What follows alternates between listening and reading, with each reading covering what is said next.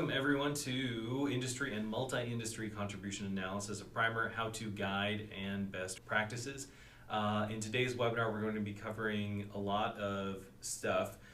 In fact, when we were putting this presentation together, we discovered there was actually way more than we could possibly cover in just one webinar. So we have published a conversation that we had with Todd Schmidt from Cornell about contribution analysis that he had conducted in New York State on our blog. For the scope of this webinar, we will cover top level things, the why, the when, how to interpret results, and everything you saw in bullet points when you registered for the webinar originally.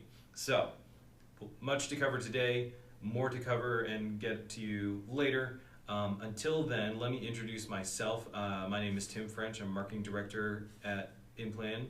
And with me I have Charlie Higgins. Charlie, thanks for joining me. Yep. Hi Tim, thanks for having me. And today we're going to be looking at these specific things. So what is industry contribution analysis? Why and when to use contribution analysis, getting started on an analysis of your own when we will get to dive into the tool together. And then finally, reporting results responsibly. We'll wrap up with a Q&A. So save your questions and submit them. We won't be stopping for questions until the very end, but do submit your questions using the panel in your GoToWebinar interface.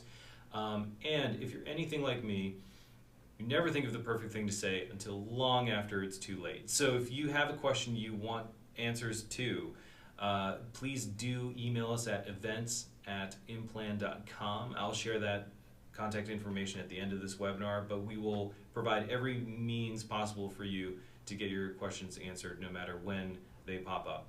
Also, we'll be emailing out a link to the recorded version of this webinar.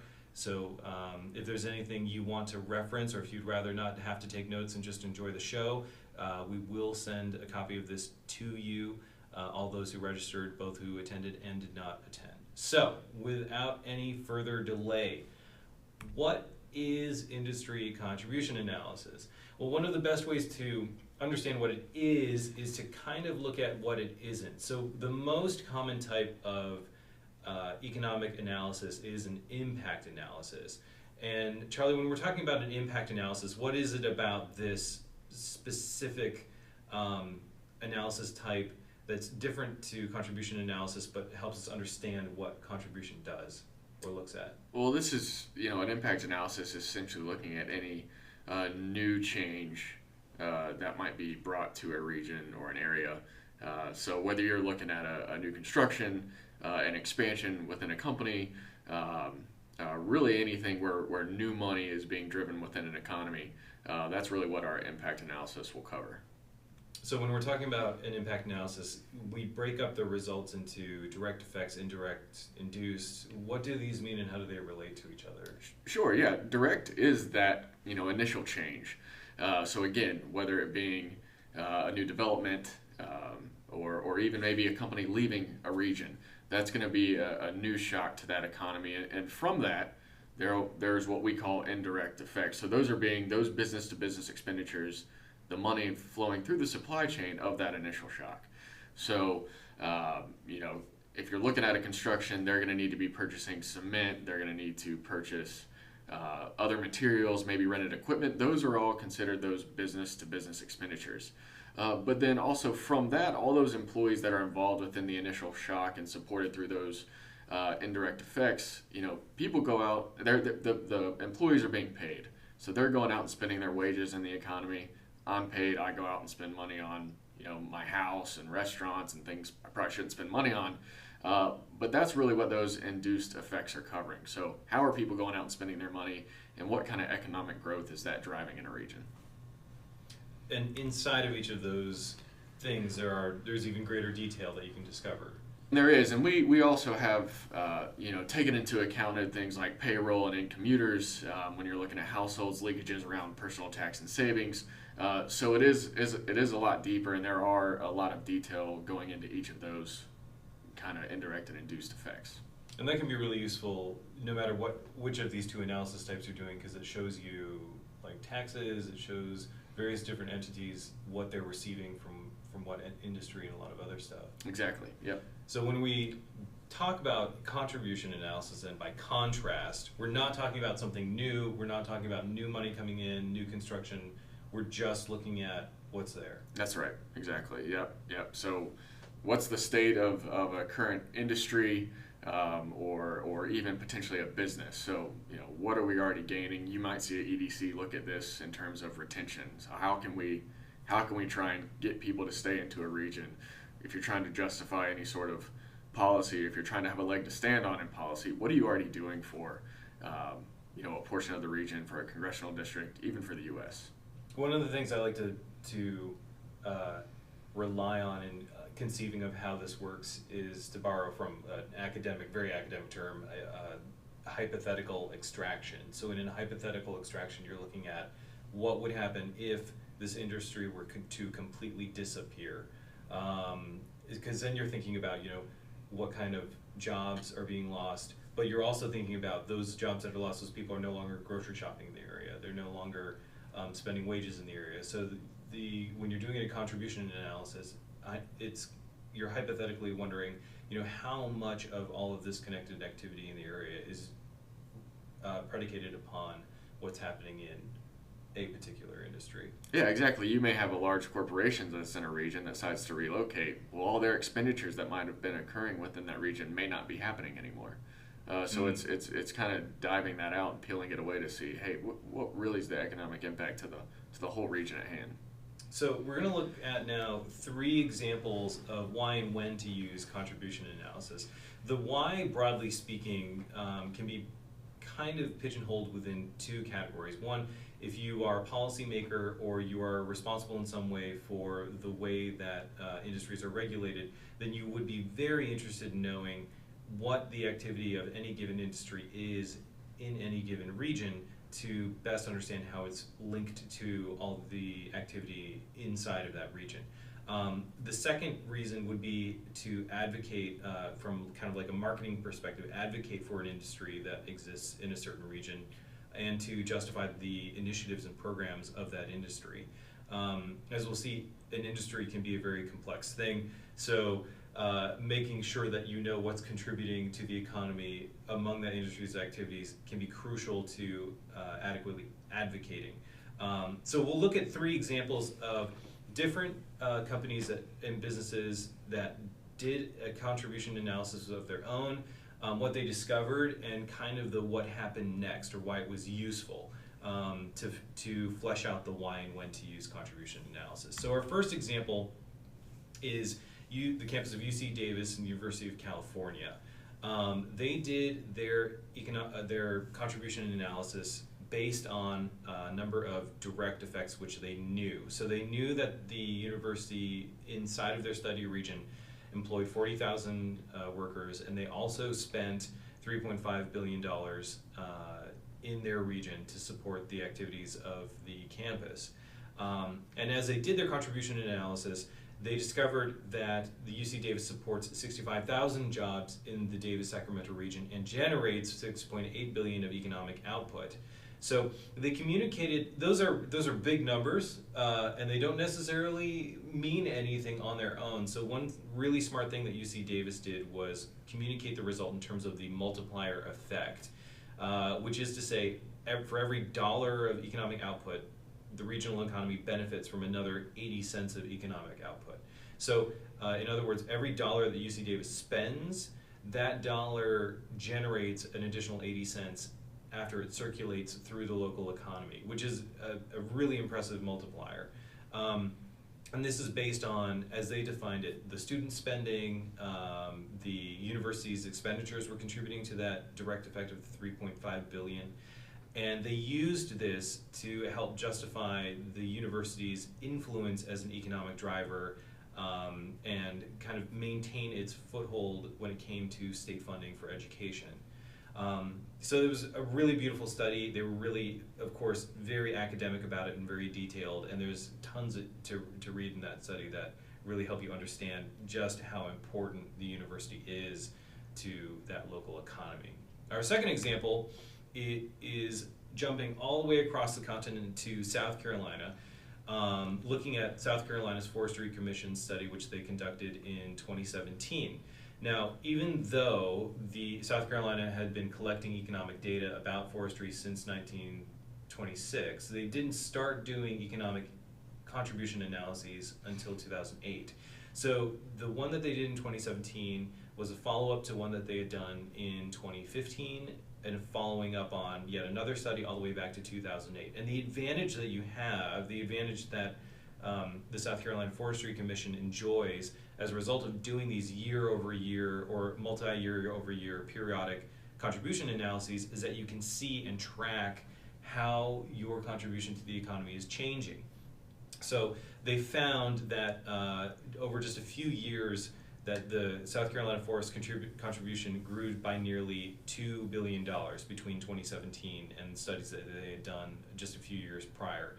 And in total, they found that forests contribute over $21 billion annually to the South Carolina economy and provide employment to over 84,000 of its citizens. So it's a really significant industry. And they found really cool ways to drive the contribution of their industry in South Carolina. One thing that they offer to a lot of people who have land that's not being used for forestry is a state-sponsored cost share program wherein you can have trees planted on property that you're not farming or property you're not using for any other purposes, and those trees can then be harvested and then contributing to the economic activity of the forest industry inside the state. So it helped them explain the economic footprint as it's been growing over time, but also verify the efficacy of various programs as contributors to the economy. So our third example comes from the Motor and Equipment Manufacturers Association, or MEMA. Their study was particularly interesting to me because, and we'll look at the way that you can construct a study in a moment, but the way they constructed theirs was really cool. So when you think about where the economic data comes from that describes all of this activity, it's collected by and large from publicly available sources, including census data, the Bureau of Economic Analysis, and others. And they define industries in terms of what are called NAICS codes, or North American Industry Classification System. Thank you, Charlie. So these codes are really specific tight categories into which this collected data fits. And the challenge for MEMA was that the data that is collected about equipment manufacturers and their output is really, really specific to historical understandings of what goes into making a car. But as technology progressed, we're seeing more newer technologies being folded into what we call a car nowadays, or even a truck. I think the report even mentioned that carbon fiber manufacturing is an input to a lot of the vehicles that are on the road today.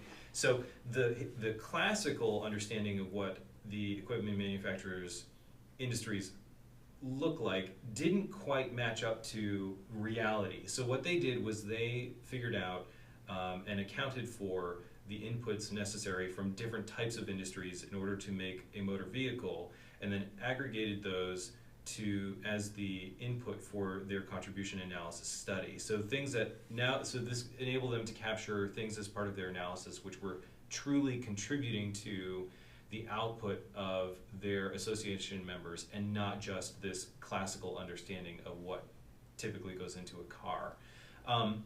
They found that 65% of the total indirect employment is in non-manufacturing, which is quite surprising. You would think that most of the jobs supported in an analysis around these industries would be manufacturing related in some degree, but actually not totally. So I wanted to call a little bit more attention to this particular detail because I find it very fascinating.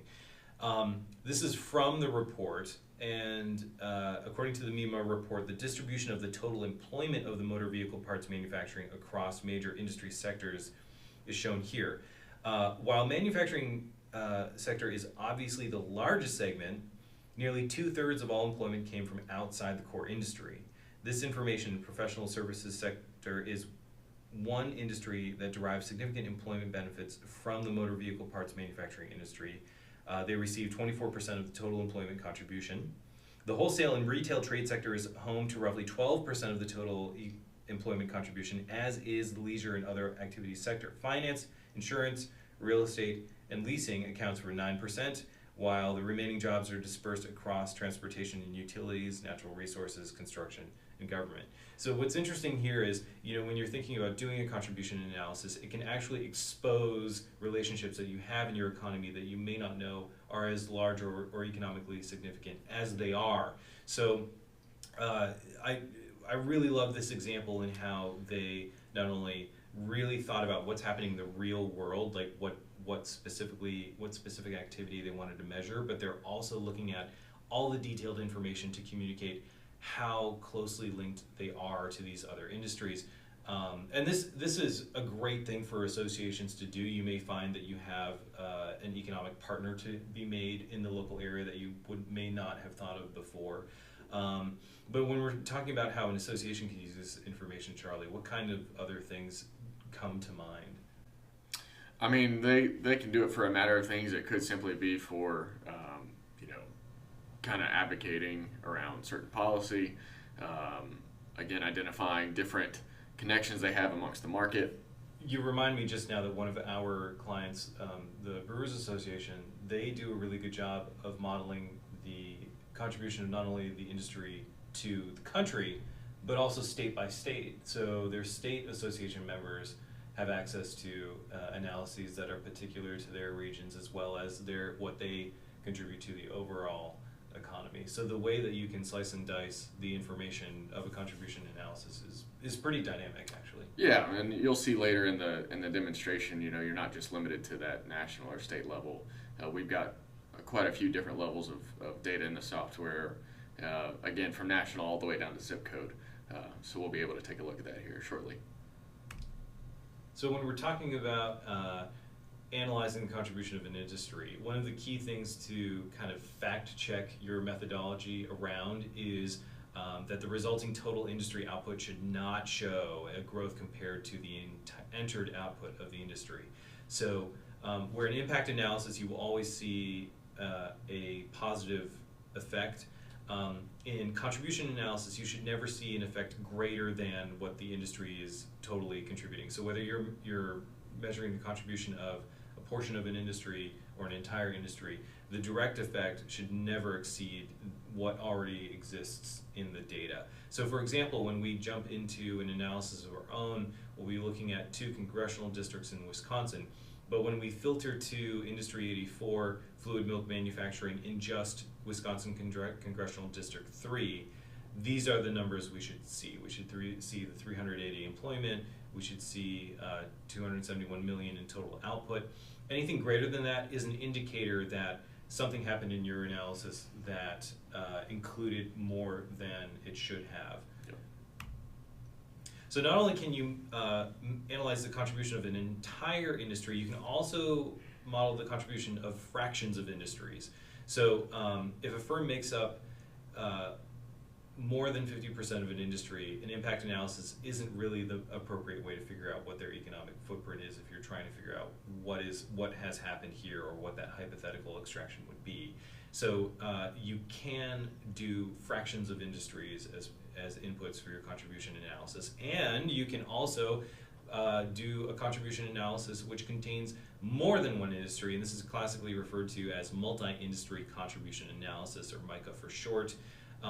And this is when you aggregate a group. So for our Wisconsin example, we're going to be looking at all of those milk and dairy product manufacturing sectors, yeah. Putting a whole bunch of those together. So let's get started in an analysis of our own. So Charlie, what is our analysis going to be comprised of? So it's going to be comprised of essentially 4 different manufacturing industries, all related around dairy product manufacturing, and these are 4 of the ones existing across the U.S. and specifically in the 2 districts in Wisconsin, which is what we're going to be looking at today. So, if you're trying to do something for legislation, if you want to give this to your Congress members, this is going at this congressional district level. We'll give you the detail to do that for them. So I thought it would be neat to look at 2 different congressional districts and how these industries may differ per district. And then we'll also be looking at the 2017 data. So that's the most recent data we have here in our software. and we want to make sure that we're matching the underlying data that we have for the study. And that's an interesting, the data year is an interesting thing to highlight too, because what we're getting at there is that you can go back in time and measure contributions for previous data years up until they're available. So Yep. much like South Carolina did with forestry example, you can go back in time and measure contribution analyses year over year and see those trends. That's right. Absolutely. So, okay, cool. So Charlie, take us into the tool. Now that we're in the software, let's take a look at how to run an industry contribution analysis. The first step is to select the region or regions of interest. So as you can see here, and like I mentioned in the framing of the analysis, that we're actually going to look at the Wisconsin 3rd and the Wisconsin 6th Congressional District.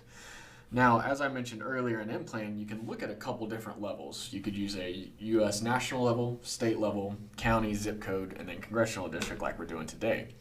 In order to search by congressional district or zip code, you'll want to actually go up in our search box and type in the congressional district or zip code. So if I wanted to look at a zip code, I could type in the zip code, and then we will see that the North Carolina 28078 zip code pops up. If I click on that, it's going to auto-populate over here to the right.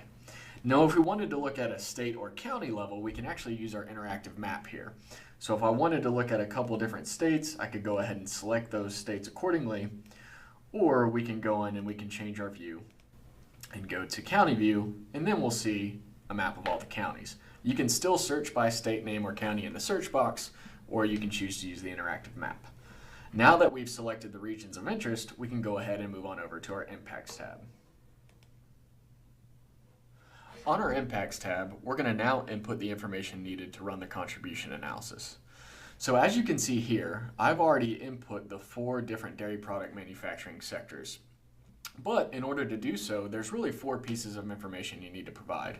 The first is the title, where you can simply title the event however you would like. Next, you'll want to select the actual industry contribution analysis type. So when I carry down, you'll want to scroll down until you find the industry contribution analysis. Once you've selected the type, which tells IMPLAN what type of analysis to run, you'll then want to select the specification. Now the specification is simply selecting the sector or industry that you're looking to run the contribution analysis on. For those of you that aren't familiar with our IMPLAN sectors, we've got 536 sectors based off of the NAICS codes. So we've really aggregated those 1,100 some odd NAICS codes down to these 536 sectors. And if you're not sure which sector to use, you can simply drop down and do a keyword search. So if I wanted to find fluid milk manufacturing, I can simply start typing it in and then click the appropriate one. Next, under value, you'll want to input the value of interest. Now we want to look at 100% of these industries. So I've simply clicked the percentage sign and selected 100%. But as Tim mentioned earlier, you can actually just choose to look at a portion of an industry, or maybe even a portion that's specific to a company that maybe takes up a large majority of that industry within the region. We could also adjust this percentage down to, say, 80 or 75%, or we can select the dollar sign and actually enter in the exact output needed to run that contribution analysis. Now, as you can see here, I have done it for 4, but you could easily do this for 1, 2, 3, or however many is necessary to run your either industry contribution analysis or multi-industry contribution analysis. Now, once you've actually built out all the different studies you're looking to do the contribution analysis on, you can then come up here and click Select All Events if you actually want to run all of these together. If you want to run all of them separately, I can actually just click on the one of interest, drag it over, and drop it into the region necessary. So you can choose to do these all at once or one at a time based off the region of interest. Once you've completed moving over your analyses to the appropriate regions, you can simply hit Run, and then we'll be off to look at the results. Now that we're in the results, let's take a look at some of the data. Now, if you'll remember, we ran 2 analyses at the Wisconsin 3rd and the Wisconsin 6th Congressional District that accumulated 4 industries. So if we actually want to separate out these industries, we're actually going to want to filter, because the results that we're looking at right now are actually capturing the total of both the 3rd and 6th Congressional District. So what we're going to do is we're going to want to filter, and we're going to scroll all the way down to regions. Now in regions, we can actually select which district we want to see the contribution analysis for first.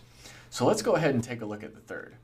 If I click on the third and then hit run, we're going to be able to see the contribution of those 4 dairy product manufacturing sectors on the Wisconsin 3rd Congressional District. So here we'll let that load for a second. Now that it's loaded, we can see that the direct contribution is $4.2 billion and supporting over and has over 3,797 direct jobs. So if we look back at our underlying data, this should represent the data that we see. Now, indirectly, due to those business-to-business expenditures and that money flowing through the supply chain of those 4 dairy product manufacturing sectors, is that is actually supporting an additional $1.5 billion in economic output and close to 8,000 in employment. And then, from an induced standpoint, by all those employees that are being paid and spending wages within the Wisconsin 3rd Congressional District, is that that's supporting an additional $679 million in economic output and over 2,100 in employment. So really, the total contribution of those 4 dairy product manufacturing sectors within the Wisconsin 3rd Congressional District is that that's supporting over $6 billion in economic output and close to 14,000 in employment. Now, we can take this a step further and actually dive down and look at some of these results. So I'm going to first start by looking at output. When I click on output, I'm actually going to be able to take a deep dive and figure out, okay, well, where's that 1.5 billion going and what industries are supported by that? But then also, from that 267,000, what industries are those employees spending their money on? So let's go ahead and click on over to output.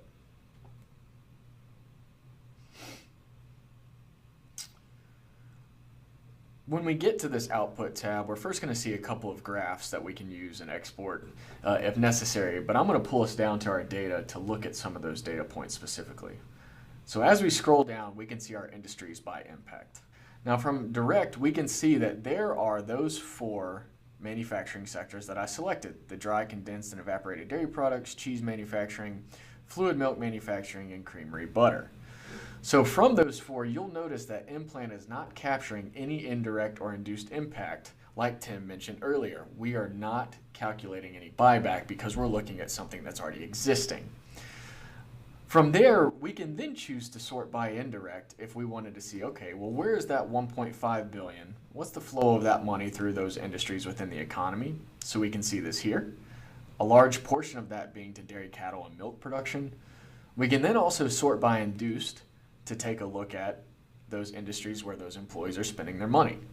But what we could also do is simply sort by the total. So while we know that the major industries of impact are going to be the 4 that we selected in the dairy, cheese, dairy, cattle, and milk production, fluid milk manufacturing, and creamery butter, we're also getting a good glimpse of all of the industries from a total standpoint of who all is actually being impacted from those 4 manufacturing sectors.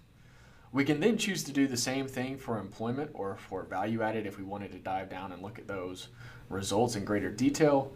And finally, we can also take a look at our tax results. And our tax results are going to be specific to the regions that we're looking at. So you'll notice that we've got state, local, federal, and then in a second after this loads, we can see that we've broken that state, local down by the state itself, counties, special tax districts, school, fire, other public appropriated funded districts, as well as any cities or towns that might be collecting taxes. Now, because we're looking at congressional districts, the tax data that we're pulling here is going to be specific to any local government entity within that congressional district. If we kept scrolling down, we can see the federal tax impact. So this is going to be the tax impact from the contribution of those 4 industries to the federal level. And then we can scroll through and see those county, sub-county general, as well as those special tax districts breakouts also. So again, any city or town that may fall within that congressional district, we can take a look at the aggregated tax impact from that.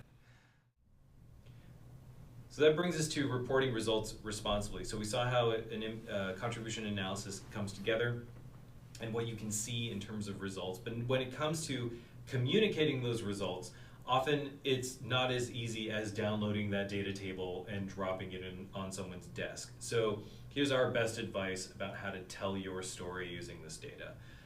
First of all, when you're reporting effects of a contribution, supported rather than created is the word to use if we're talking about jobs, if we're talking about any other kind of activity in the region, because we're not actually creating jobs when we're looking at historical, already been collected data.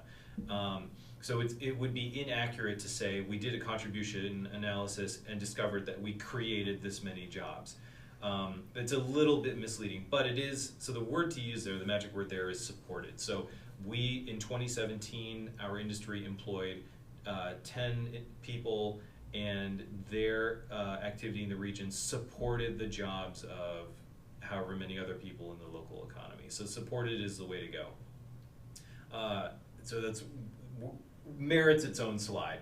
But there are a few other things that are worth considering as well. So when you put together your final report, of course, when you when you're lobbying or when you are trying to get directly to the single answer to the question that someone is asking, you will have that on a one sheet or what have you. But when you compile your actual report for people to reference back to, do this stuff, include this stuff at least. So clearly frame your original question up front. This may seem a little obvious, like who doesn't, but this helps people understand what you're talking about when you are introducing a contribution analysis as distinct to an impact analysis, only because so many people are probably more familiar with impact analyses than with contribution analyses. So we talked with Todd Schmidt from Cornell about a study that he had done for the Apple Association in New York State.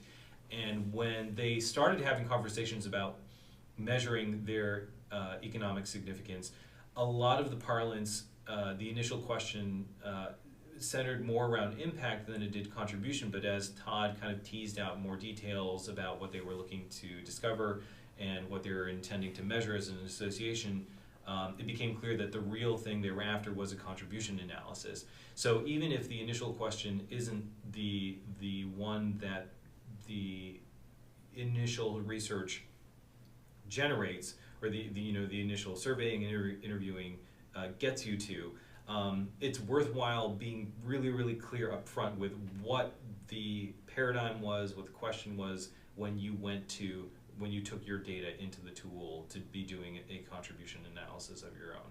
It seems obvious to say, but it really is one of the most foundational things you can do when you're compiling your final report. Second, list your assumptions and limitations. No matter what they are, there are times when you don't have all the data or all the survey information you would want to have going into an analysis, and it does you no injury whatsoever to say, here's what we think we lacked, and if we had this, if we knew this detail, then we would do the analysis a different way.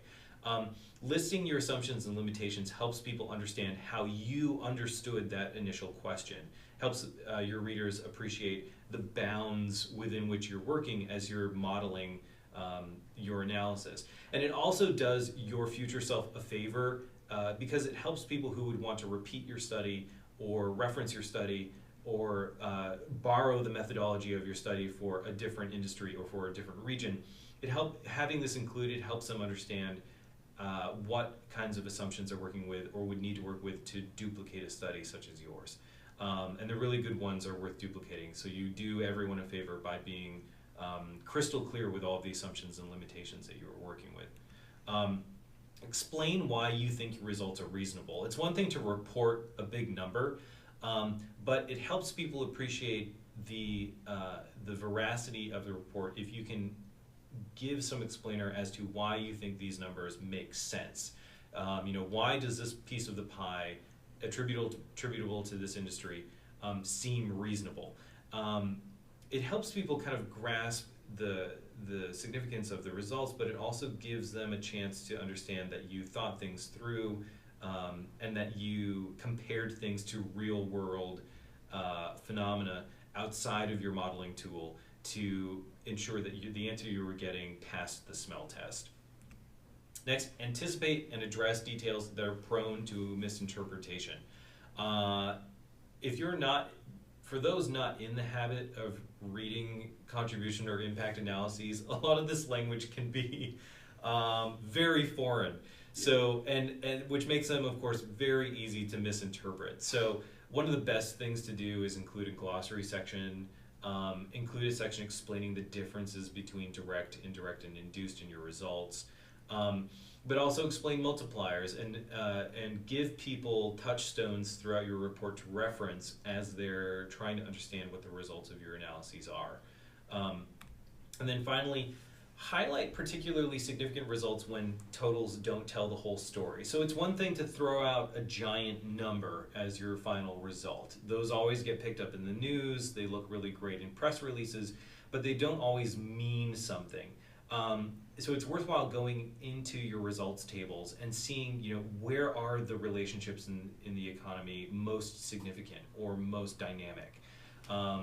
For Todd Schmidt's study with the Apple Association, they found that the Apple industry, as they defined it, actually supported a lot of manufacturing in the state of New York, which was a surprising correlation to them. You wouldn't think that apple picking something or any other, or cider making something where the initial input is just apples literally growing on trees, that manufacturing would play a major role in supporting that industry, but it did. So you never know what you're going to find as you're exploring all of your results tables and data and looking at how you fit into your economy. Often there is more of a story to tell there than there is with the big giant number that you discover as a result.